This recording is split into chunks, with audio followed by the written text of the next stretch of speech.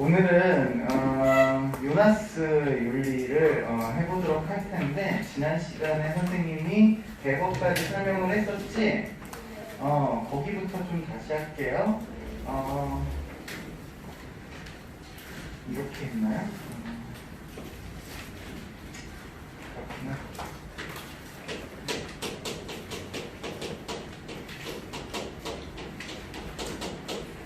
책임윤리 단원이 예전에는 따로 이렇게 떼어져 있어가지고 이 부분에 대해서 시험 문제가 나오고 했었는데, 교육 과정이 바뀌면서 책임윤리가 그냥 없어져 버리시고 여기 과학기술윤리에서 책임윤리를 주장한 사상가들이 등장을 하고 있으세요. 그래서 이번 6월 모평에서도 문제가 나오기는 했으나 어렵지 않게 나오기는 했거든요. 그러나 또 우리가 생윤이 어떻게 될지 모르는 상황이라서 제가 조금 간략하게만 설명을 해드리도록 하겠습니다. 지난 시간에 그래서 누구까지 얘기했냐면 베버 얘기했죠? 근데 번호를 아마 선생님이 이렇게 안 쓰고 3번의 베버라고 이렇게 한 것 같아요. 여러분은 그냥 그 번호대로 그냥 가시면 됩니다. 알겠죠? 그대로 가주세요. 베버가 두 가지 얘기했죠. 심정윤리하고 무슨 윤리가 있다? 안 했어? 안 했다고? 그냥 언급했어요. 양적 연구 발견과 활용의 능력. 그래? 그렇구나. 그렇구나. 그랬네. 그러면 오늘 여기 나가면 되겠네요. 베버 선생님이 먼저는 사실 책임윤리를 이야기를 했어요. 근데 베버가 책임윤리를 이야기할 때 책임윤리를 먼저 이야기한 것이 아니라 우리는 보통 심정윤리라고 해서 그 아이가 행동한 어떤 행위에 동기가 선하면 그 아이가 행동한 결과를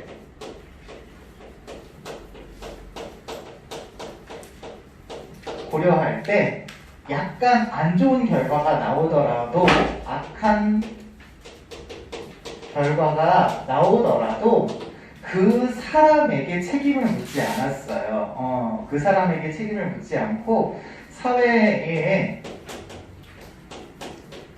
책임으로 이렇게 생각을 하는 그런 견해가 있었습니다. 내가 좋은 마음으로 뭔가를 하려고 했는데 그 결과가 옳지 않게 나왔다라고 한다면 그 사람의 문제가 아니라 그 사람이 속해 있는 어떤 사회나 구조의 문제 때문이야. 그래서 그 사람을 막 비난하거나 이러지는 않았다는 거야. 그래서 우리가 이런 걸 동기를 중요하게 여기는 그런 윤리다라고 해서 베버 선생님은 심정윤리라고 했는데, 이것만으로는 우리가 살아가는 데 있어서 문제가 좀 있더라라는 거야. 그래서 처음으로 이분이 책임윤리라고 하는 것에 대해서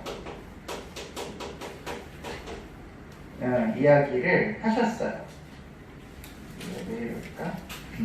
책임윤리를 이야기하셨는데, 전반적인 영역에서는 심정윤리가 적용되는 것이 맞지만 우리가 많은 사람에게 피해를 줄 수 있고 결과적으로 손해가 가져올 수 있는 그런 생활 영역에서는 아무리 동기가 선하다라고 해서 행위의 결과가 옳지 않은데도 괜찮아, 이럴 수는 없다라는 거예요. 그래서 책임윤리 영역이 필요한데 행위의 동기도 선해야 되고요. 그 행위의 결과까지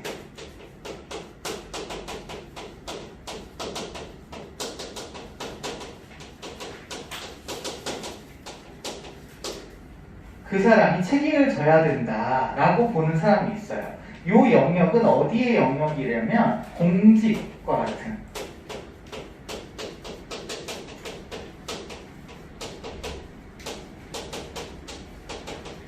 여러 사람한테 피해를 줄 수 있는 그런 생활 영역에서는 아무리 그냥 마음이 선하다라고 해서 그냥 선하기 때문에 이런 나쁜 결과가 나와도 이해해, 이게 아니라는 거야.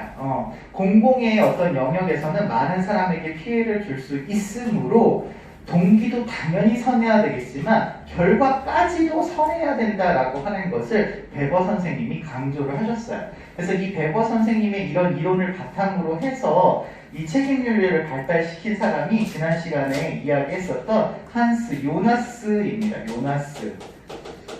요나스는 예전에 시험 문제에 좀 어렵게 출제가 되던 경향이 있었던 사람인데 요즘은 그렇게 어렵게 나오지는 않고 있어요. 그래도 언젠가는 어려워질 수 있는 사람이라 좀 자세하게 알아봐 주시는 게 좋겠습니다.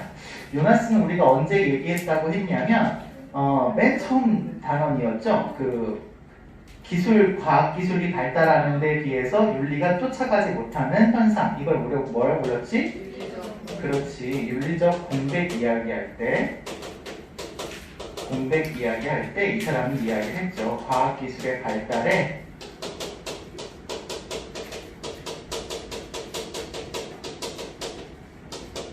윤리가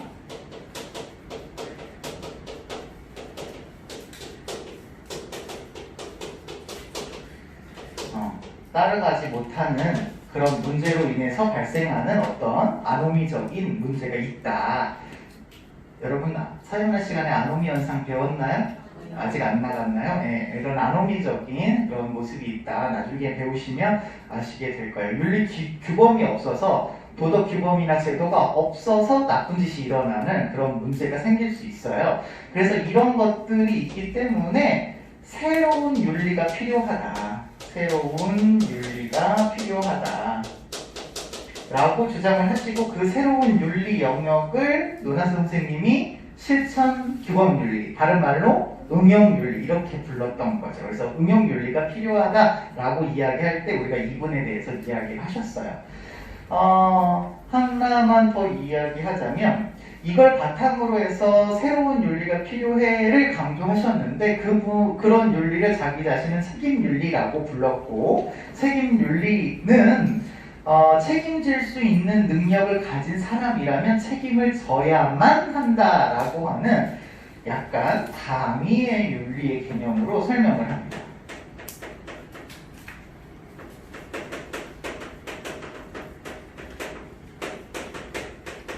책임질 수 있는 사람은 책임을 져야만 한다라는 건데요. 우리 이렇게 당위라고 하는 표현이 나오면 선생님이 다른 말로 바꿔줘야 겠죠. 뭐로 바꾸라 그랬지? 의무. 이상하네. 우리 반 이렇게 다 잘 아는데 왜 우리 윤리 꼴찌했지? 대답은 잘하는데 내가 이거 물어봤을 때 다른 반에서 대답 별로 잘 안 나왔거든? 근데 우리 반에서 엄청 잘 나오는 거 보니 그래도 알고는 있는데 여러분 윤리에서 의무 강조하신 분 누구세요? 칸트죠. 이분은 칸트의 영향을 받았어요. 이상하네.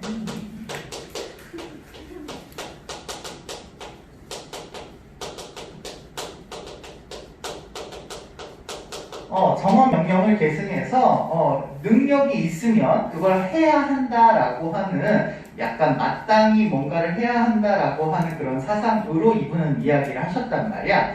그걸 요나스 선생님이 그대로 빌려와서 요나스도 우리가 앞으로 잘 살아가고 책임지기 위해서는 생태학적 정원 명령에 따라서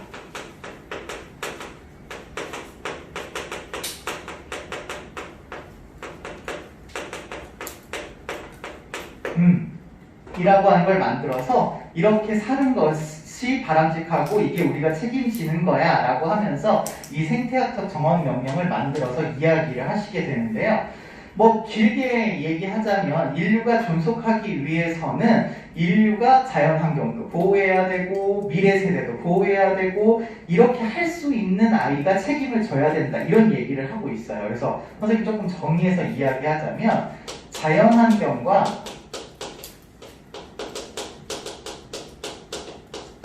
미래 세대가 존속할 수 있는 범위 안에서 이거 안내자인 거 아시죠? 안내자 범위 안에서 뭐 해라 라고 얘기하냐면 개발해라 이렇게 얘기를 합니다. 그러면 여러분 요나스는 자연 환경을 개발할 수 있어요? 개발하면 안 되는 아이예요? 할 수 있어요. 그럼 자연 환경 보호해야 해요? 보호하지 않으면 안 와도 돼요? 보호해야 되죠. 보호해야 됩니다. 보호는 해야 되는데 자연 환경을 개발은 할 수 있어요? 없어요? 개발도 할 수 있어요. 그래서 약간 우리가 헷갈릴 수 있는 그런 개념이에요. 아니 보호를 하라면서 개발도 할 수 있어? 이러니까 약간 개발해야 되니까 개발해야 되니까 환경은 보호 안 해도 돼. 이런 식이 아닌 거죠. 그래서 조금 헷갈리시는 분입니다.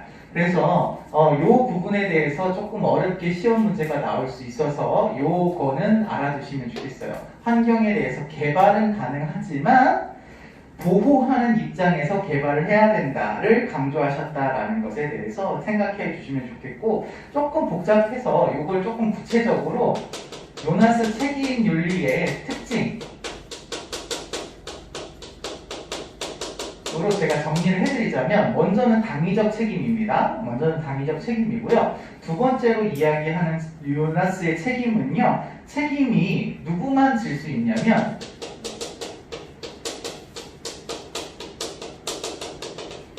오로지 책임을 질 수 있는 능력을 가진 아이만 책임을 져야 돼요. 근데 여러분, 내 행동에 책임을 질 수 있는 존재는 누구밖에 없니?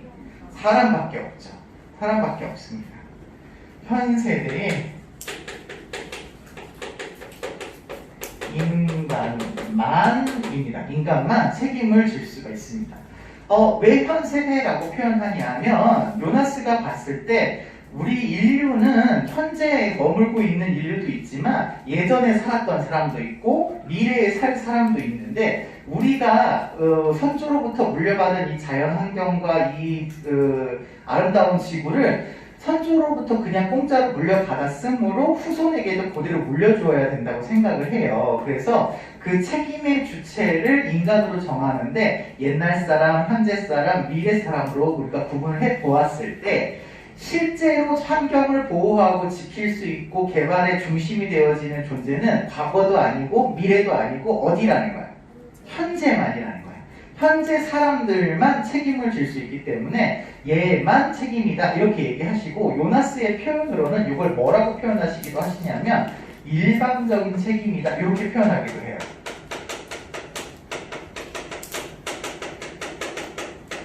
누가 일방적으로 책임을 지는 거다라는 거야? 현 세대 인간이 책임을 지고 있는 거야 라고 보고 있는 거예요. 이걸 요나스가 표현할 때 어떤 식으로 표현하기도 하냐면, 부모가 자녀를 돌보듯이 일방적인 책임이다, 이렇게 얘기를 해. 그런데 우리가 가정윤리를 예전에 한번 배웠기 때문에 이게 조금 헷갈렸었어요. 이게 선지로 나온 적이 있었는데, 우리 지금 얘기한 건 서양의 관점이고요. 부모와 자녀 사이를, 부모가 자녀를 무조건 이렇게 사랑해야 해 라고 하는 일방적인 관계로 보는 것이 서양이지만, 우리 그 동양의 그 가정 윤리를 배울 때요, 우리나라의 가정 윤리를 배울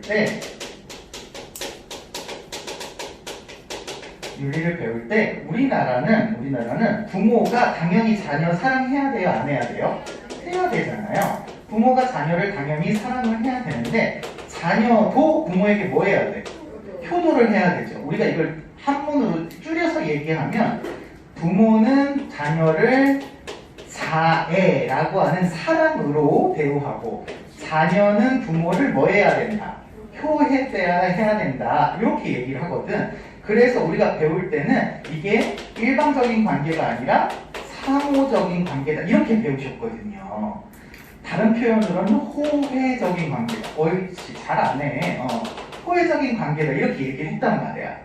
그래서 요나스가 일방적인 책임을 이야기하면서 부모가 자녀에 대한 일방적인 책임이다, 이렇게 얘기하니까 우리가 헷갈리는 거야. 너무 많이 알아서. 근데 이제 여러분은 제가 구분해 드렸으니까 안 틀릴 수 있다, 이런 얘기인 거죠. 알겠죠? 일방적 책임이기는 합니다. 배웠니? 자, 책임을 질 수 있는 아이는 오로지 누구밖에 없다? 현 세대 인간밖에 없다. 그러면 책임의 대상이 되어지는 아이는 누구냐? 책임의 대상. 우리가 돌봐줘야 되는 사람은 누구냐라는 거예요. 여러분 누구 보호해줘야 되는 거야? 책임 못 지는 애들? 그럼 책임지는 인간은 안 돌봐줘도 돼요? 아니죠. 예, 현 세대 인간에게 당연히 돌봐줌이 있어야 되죠. 현 세대 인간에게 피해가 안 가도록 해야 돼요. 우리가 뭐 미세먼지 생기고 지금 코로나19 같은 거 생기고 막 이러고 있는데 그 아이들한테 피해가 안 가서 우리 인류가 존속할 수 있게 만들어줘야 됩니다. 하지만 여기에서 더 나아가서 누구도 포함되냐면 미래 세대.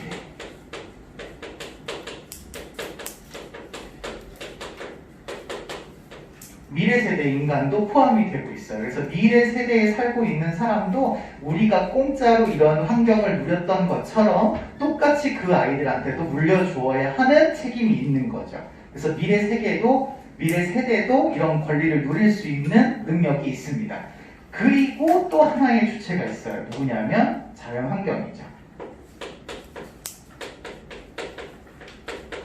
얘네들은 책임을 질 수 있는 능력이 없어. 그래서 우리가 그냥 뭐 해야 되냐면 부모가 자녀에게 돌봄을 주는 것처럼 그냥 돌봐줘야 돼. 돌봐줘야 돼요.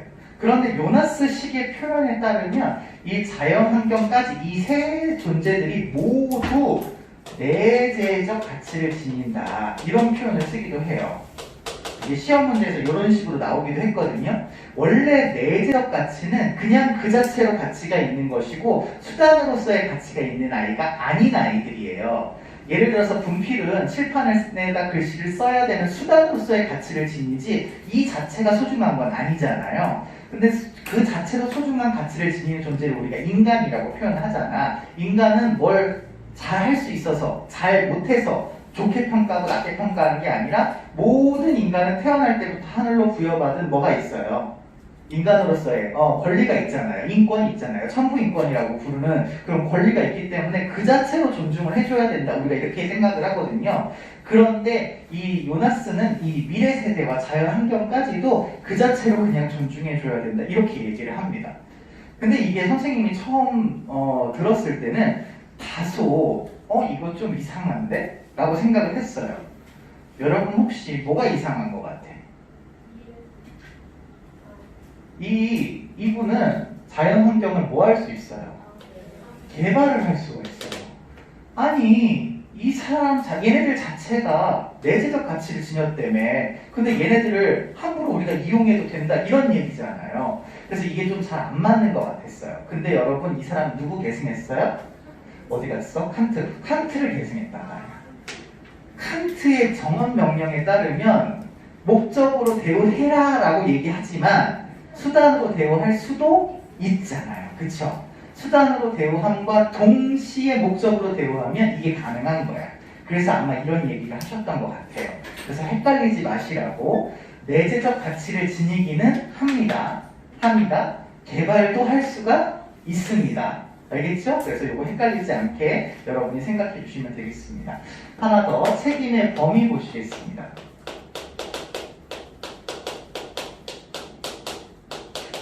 어디까지 얘네가 책임을 져야 되느냐라고 이야기할 때요. 이 책임의 범위는 예견할 수 있는 모든 결과를 다 책임지라 이렇게 얘기합니다.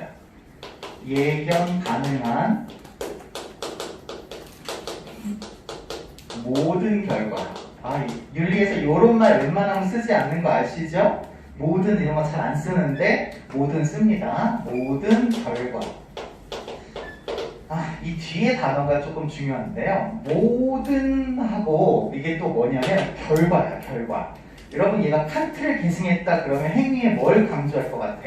동기를 강조할 것 같죠? 그런데 아까 베버가 이야기한 것처럼 행위에 뭐도 강조하고 동기도 강조하고 뭐도 강조해? 결과도 강조해. 그래서 칸트와 같지는 않아요. 그래서 결과도 중요하게 봐야 되는구나를 얘는 대상으로 생각을 합니다. 그래서 이 아이가 책임에 대해서 조금 더 구체적으로 설명하는 것이 우리가 과학기술이 발달을 하면 할수록 우리가 그것을 따라가지 못하는 윤리들이 많다라는 거야. 그래서 일단 과학기술이 발달하는 것에 대해서 예측을 하래요.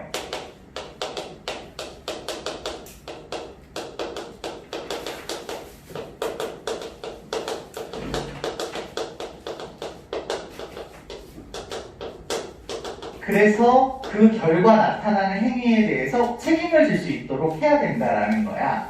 그런데 과학기술이 발달해서 우리한테 도움을 주는 과학기술이라면 사실 그거에 대해서는 책임질 필요가 있니 없니? 없지. 사람들이 그걸 걱정도 하지 않아요. 문제가 되는 건 이 과학기술의 발달에 따라서 나타나는 어떤 영향이야? 부정적 영향인 거야.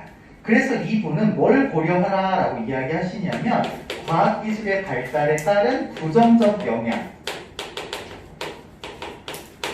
부정적 결과를 고려해서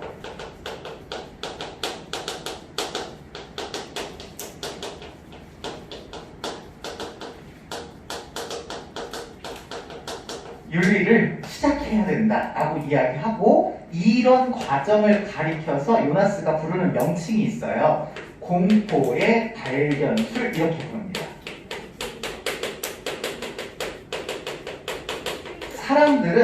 사람들은 긍정적인 어떤 변화에 대해서는 별로 관심이 없어요.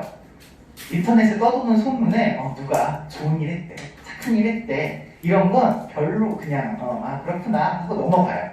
근데 뭐 유명한 사람이 잘못을 많이 저질렀대. 뭐라고? 얘가 이렇게 했다고 하면서 관심이 엄청 많거든요. 사람들은 우리가 앞으로 닥칠 미래에 대해서 부정적인 게 있다면 그것을 회피하고 싶은 마음이 훨씬 크다는 거야. 롤스처럼. 그런 부정적인 마음들이나 부정적인 결과들이 어떻게 생길 거에 대한 고민을 더 많이 하고 있으므로 과학기술의 발전에 따른 부정적인 영향을 많이 얘기함으로써 그것을 예방할 수 있도록 만드는 윤리의 시작이 있어야 된다라고 요나스가 이야기하신 거죠. 그래서 이 요나스의 이러한 그 부정적인 영향에 따른 책임을 우리가 조금 정리해서 이야기하자면 생겨난 이후에 사후에 책임을 지는 것도 당연히 중요하다. 우리가 아프면 병원 가죠. 병원 가서 아픈 부분에 대해서 치료를 받는 거, 이걸 우리가 사후적 책임이라고 한다고. 아픈 걸 고치는 거야. 이미 일어난 결과에 대해서 고치는 거예요. 그래서 이걸 우리가 다른 표현으로 인과적 책임이라고 하기도 하고, 인과적 책임이라고 하기도 하고, 다른 말로 일어난 일을 되돌리는 거다라고 해서 소극적 책임이다 이렇게 부르기도 하는데, 이전에 전통 윤리는 여기만 해왔다는 거야. 이미 살인이 벌어졌어. 그럼 그 살인에 대해서 책임을 져. 이것만 강조해왔다는 거야. 누구한테 피해를 줬어. 그 피해를 보상해줘. 이런 식이었다라는 거죠. 그런데 이것뿐만 아니라 부정적인 영향에 대해서 미리 생각하라는 거야. 미리 뭐 해보라는 거야? 예측을 해보라는 거야. 아프기 전에 미리 어디를 가서 병원에 가서 뭘 맞으라는 거야? 예방주사를 맞으라는 거야. 우리가 아플 수 있으니까. 라는 무슨 결과를 고려해서? 부정적인 결과를 고려해서. 이해되시나요? 그래서 사후적 책임뿐만 아니라 무슨 책임을 강조하냐면 중요한 표시해야 되는데 사전적 책임. 책임까지도 강조하는 모습이 보이죠. 이걸 다른 표현으로 미리 예방한다 해서 예방적 책임. 미리 알아보고 책임을 진다라고 해서 예견적 책임을 강조하는 그런 모습이 등장을 하고 있는 거죠. 그래서 요나스는 과학기술 발달에 가치를 개입하라고 해요? 개입하지 말라고 해요? 개입하라고 하는 겁니다. 미리 따져보라는 거야. 미리. 같이 개입을 해가지고 그 결과가 어떻게 될 건지를 알아보고 나서 과학기술의 발달을 해야 된다를 주장하셨던 분입니다. 이게 그냥 단독적으로 시험 문제가 예전에는 나오기도 했었어요. 그리고 6월 모평에서도 지금 반복 문제가 나왔거든요. 그런데 이게 만약에 환경 단원과 묶이게 되면 이분이 굉장히 애매한 사람이에요. 사회 환경이 내재적 가치를 지니고 있기 때문에 생태 중심주의자인 것 같기도 하고, 인간을 위해서 환경을 개발할 수 있다이기 때문에 인간 중심인 것 같기도 해서 굉장히 분류적으로 애매모호한 사람이에요. 그래서 자연환경에서 이 사람이 안 나와요.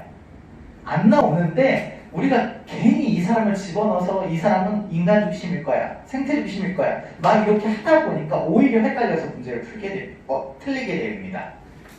그러니까 요나스는 거기에 속하지 않고 거기에 포함하지 않고 그냥 따로 떼어놓고 여러분이 생각을 하셔서 문제를 푸는데 어려움이 없도록 좀 해주시면 좋을 것 같습니다.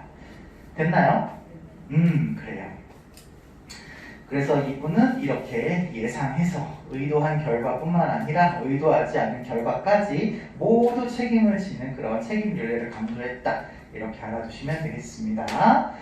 과학기술 그래서 단원에서 윤리에서 만약에 문제가 나오면 한두 문제밖에 안 나올 텐데 문제가 어렵게 나오지는 않아요. 그렇지만 실제로 어렵게 나올 수 있는 부분은 요나스 부분이니까 요나스에 조금 더 공부를 해주시면 좋겠다 라고 볼 수 있겠고요. 다음 단원으로 넘어와서 정보윤리, 정보사회와 윤리 부분으로 넘어가도록 하겠습니다. 정보사회 윤리도요, 되게 쉬운 단어이에요. 그래서 문제가 나올 때도 있고 안 나올 때도 있어요. 심지어는 안 나오기도 하고요. 나오더라도 굉장히 쉬운 문제. 어떤 사람이 이렇게 주장을 하고 있는데 그 주장의 내용이 뭐냐를 물어보는 문제라서 이거 글씨만 읽을 수 있으면 선지에서 찾을 수 있는 그런 문제. 아니면 그 정육면체 나오잖아요. 거기서 X축, Y축, Z축에서 값보다 B가 을이 더 강조하는 내용이 뭐냐 뭐 이런 식으로 문제가 나오는데 많은 지식을 물어보지 않기 때문에 엄청 쉽게 나오는 그런 부분입니다. 그래서 제가 간략하게 오늘 정보윤리를 설명을 하고 끝낼까 합니다. 정보사회의 특징이 있습니다.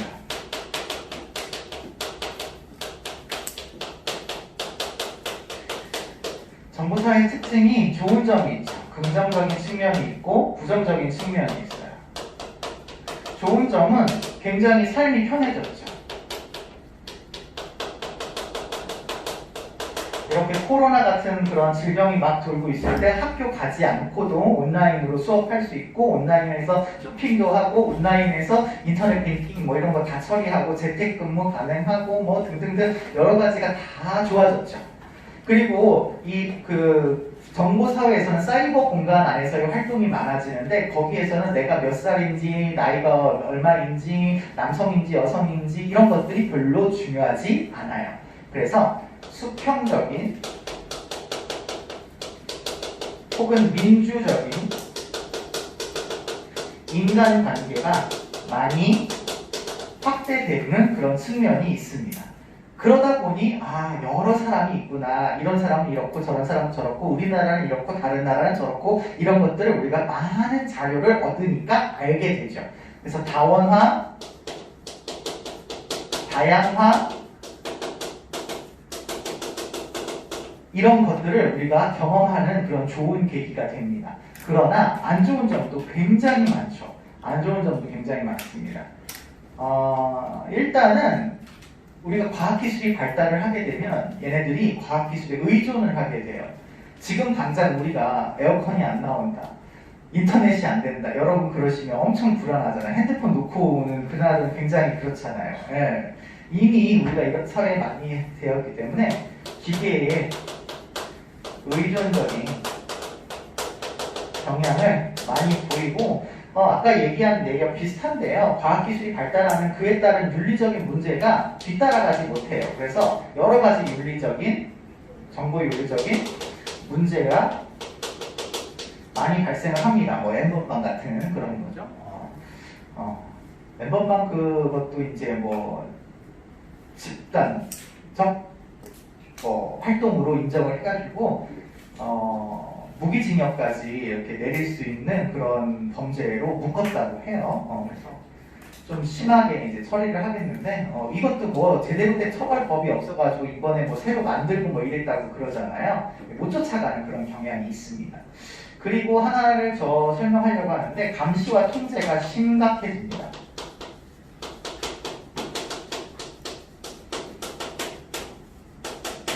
우리 정보가 인터넷 공간 안에 많이 떠돌고 있단 말이야. 그래서 그 정보를 누군가가 다 가지고 있다면 그걸 가지고 우리를 감시하고 통제할 수 있는 그런 기능들이 늘어나게 되죠. 이걸 설명하는, 이 부분을 설명하는 사례가 있어요. 이 사례가 대표적인데 벤담 아저씨가 만든 판옵티콘이라는 과목이 있습니다. 옵티콘의 실현. 이 판옵티콘이 원형 과목이거든요. 원형 과목. 벤담은요, 여러분 무슨 학자였죠? 공리주의 학자였죠. 그래서 어떻게 하면 좀 효율적으로 과목을 운영을 할까 이걸 고민을 많이 하신 거야. 선생님 좀 쉽게 설명하려고 이렇게 표현한 건데 여러분 그 범죄 드라마에 보시면 밖에서는 안이 보이는데 안에서는 밖이 안 보이는 그런 거울이 있죠. 이걸 우리가 일반경이라고 하는데요. 일반경이라고 하는데요. 이런 걸 여기다 이렇게 놓은 거예요. 그리고 여기에 이제 죄수들이 들어있는 강이 있는 겁니다. 그래서 여기에 간수 아저씨가 있어요. 그리고 여기 죄수 아저씨가 있습니다. 죄수. 그래서 얘네들이 여기를 감시하는데 얘네들이 안 보이는 거야. 그래서 몇 명이 있는지 혹은 있는지 없는지도 몰라요. 근데 가끔 얘네들한테 뭐라고 얘기해. 너 왜 그렇게 하니? 그거 잘못이야. 하지 마세요. 이렇게 얘기를 한단 말이야. 그러면 얘네들 입장에서는 얘네가 있는 거야? 없는 거야? 알 수가 없어요. 그런데 언젠가 나한테 얘기를 하고 있으니까 항상 자기를 보는 것과 같은 그런 불안함에 떠올게 되는 거죠. 그래서 더 미치는 그런 상황이 발생을 하니까 얘네들이 조용히 없어지거나 한두 명만 있거나 이래도 효율적으로 관리할 수 있는 그런 감옥 시스템인 거예요. 인권 문제가 있기 때문에 이거 하지 않는데요. 우리 이 정보화 사회가 많이 실현되게 되면 CCTV로 한 사람이 다 볼 수 있다는 거예요. 다 우리를 감시하고 통제하고 이럴 수 있다는 거예요. 그래서 우리의 정보가 많이 노출될 수 있다. 뭐 이런 얘기하고 있고요. 그 다음에 여러분 많이 읽으셨던 책 중에 조지 오웰 선생님 있으시죠? 조지 오웰. 오웰씨. 이분도 약간 마르크스 계열이죠. 조지 오웰 씨가 지으신 책 유명한 거 뭐 있어? 그래, 동물 농장. 네, 또 1984. 또 잘 모르겠어. 예, 빅브라더 뭐 이런 거 있거든요. 근데 내용들이 다 비슷해요. 어떤 동물농장 강력한 동물이 등장해서 막 독재하고 막 이런 얘기 나오고 빅브라더도 권력을 가진 사람이 독재하고 뭐 이런 얘기 나오는 거거든요. 그런데 거기에서처럼 우리의 정보를 모두 획득한 어떤 강력한 독재자가 등장을 하면 이런 우리 감시와 통제가 많아질 거다라고 하는 이야기를 하는 내용이에요. 그래서 이런 것들이 정보화를 통해서 실현될 수 있다 뭐 이런 얘기가 나오고 있습니다. 그 다음에 조금 더 나아가서 가상 공간의 특징을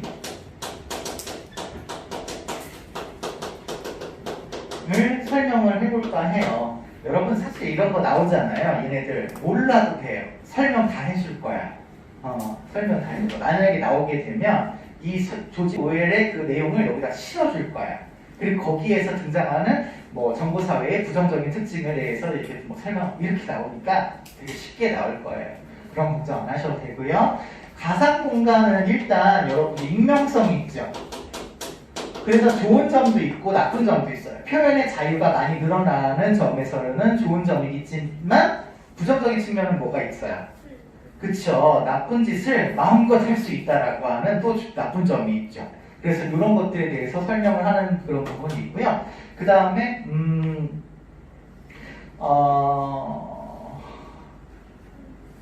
되게 몰입 효과가 엄청 커요. 애기들이 막 유튜브 보고 그러면 눈을 못 떼잖아. 그래서 엄마들이 그 태블릿 같은 거 뺏어가면 막 울고 막 이러는 모습이 등장을 하는데 이게 어른들도 그래. 어른들도 게임 중독 이런 거 많이 나타나잖아요. 여러분 인터넷 엄청 많이 쓰지 않아요? 유튜브나 뭐 이런 것들 많이 해가지고 저는 뭐 SNS 이런 거 많이 해서 인터넷 중독이 많이 나타난다 뭐 이렇게 하는데 굉장히 뭐랄까요? 인간의 자기 호기심이나 그 흥미를 유발하는 좋은 시스템이지만 그게 너무 많아지면 중독적인 모습까지 등장을 할 수가 있어서 좋지 않다 이렇게 얘기할 수 있겠습니다. 그 다음에 또 뭐가 있냐면 탈억제 효과.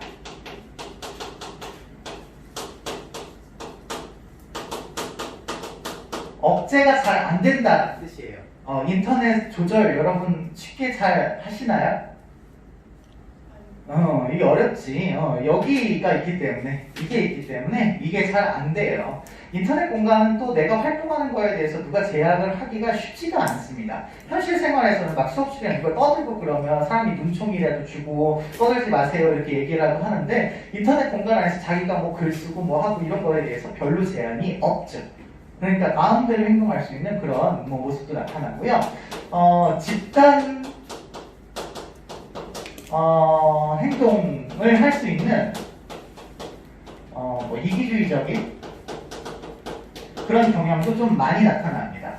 우리가 현실에서는 만나서 얘기하고 집단적으로 모이려면 여러 가지 제약들이 많이 있단 말이야. 근데 인터넷 공간 안에서는 그런 제약이 거의 없죠. 그러니까 자기네들이 어떤 이익이 맞는 사람들끼리 모여가지고 나쁜 짓을 저지르게 되는 그런 경우도 발생을 해요. 엠번방 이런 애들이 여기 해당되는 아이들이겠죠. 그래서 이런 것들을 특징으로 해서 정보화 사회 특징을 묻는 문제들이 시험 문제에 나오는 그런 경향성이 있어요. 그 밖에 이제 시험 문제가 나온다면 정보 사회에서의 윤리 문제라고 해서 구체적인 어떤 윤리 문제들이 많이 거론이 되는데 지금까지 시험에 제일 많이 나온 아이는 정보 소유권 문제입니다.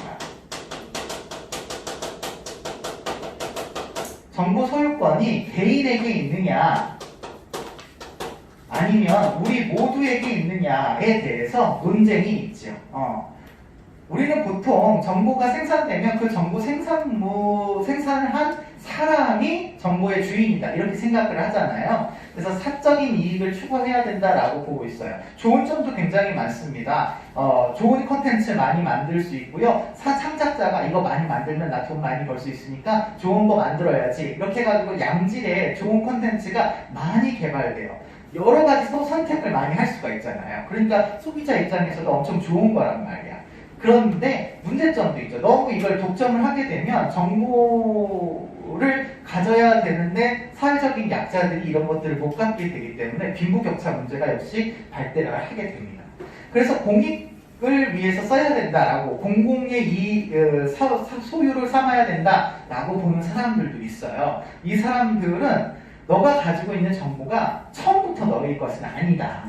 누군가로부터 너도 받은 것이고 그걸 너가 가공해서 만든 것이니까 온전히 너의 것으로만 볼 수 없고 우리 사회가 같이 공유해야 되는 자원이다. 이렇게 얘기를 하게 되는 거죠.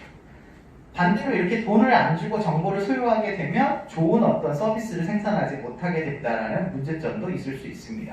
그래서 이것에 대해서 문제가 나오는 게 좀 많았고요. 그 다음으로 문제가 나왔던 건 알 권리. 알 권리와 잊힐 권리.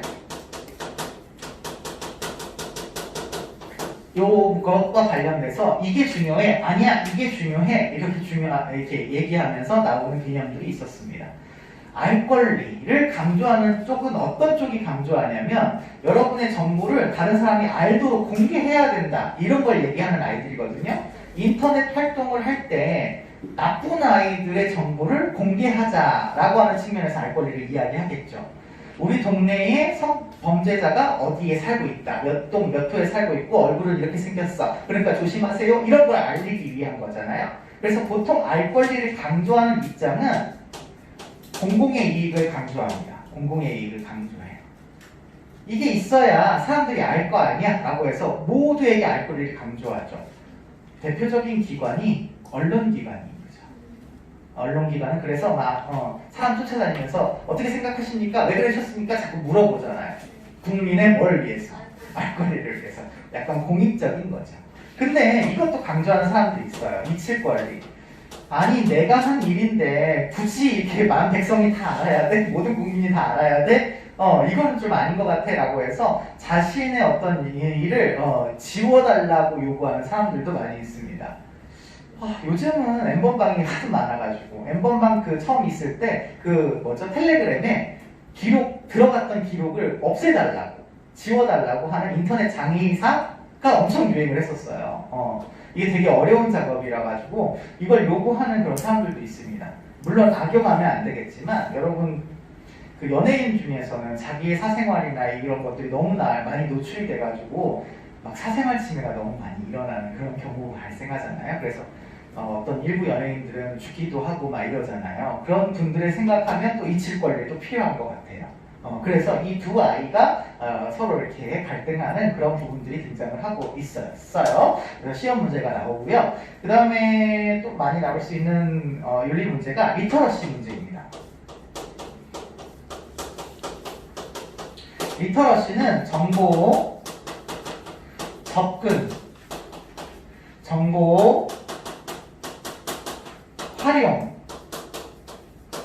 능력을 가리키는 말인데 리터러시를 여기까지만 보느냐 여기까지 보느냐로 갈려서 이야기하는 분들로 시험 문제가 나왔던 적이 있었던 것 같아요.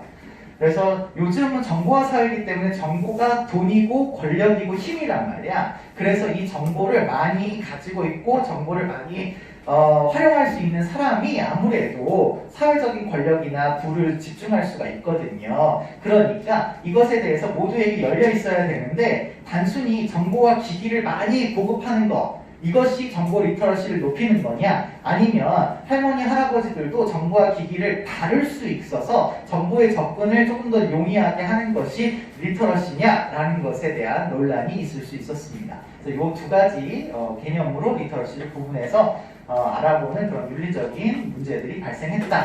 이렇게 알아두시면 되시겠고 나머지는 그렇게 어려운 내용이 없어요. 그래서 여러분들이 문제 보시면 아마 거의 다 할 수 있는 그런 내용일 겁니다. 그래서 정보사회와 윤리는 이렇게 간단하게 선생님이 정리를 하고요. 다음 시간에 생윤에서 굉장히 비효율적인 단원, 굉장히 많은 시간을 들여서 공부를 하지만 한 문제밖에 안 나오는 자연환경과 윤리 단원을 하도록 하겠습니다.